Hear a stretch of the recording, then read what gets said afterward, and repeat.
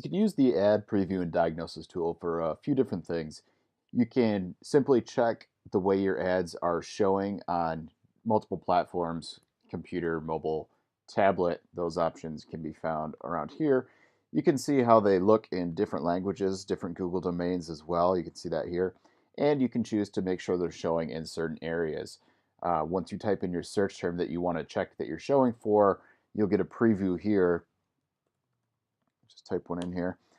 And you can see if you are showing, it will let you know, and it will show you the preview of the ad, and it's sort of like real time. So if it's in position one here, it's going to be in position one uh, on the actual Google.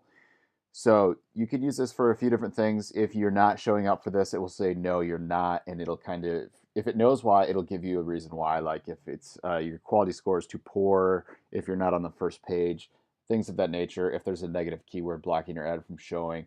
So this is just a good test to take a look at your ads, make sure they're showing up for the search terms you want to show up for, and diagnose any problems you may have.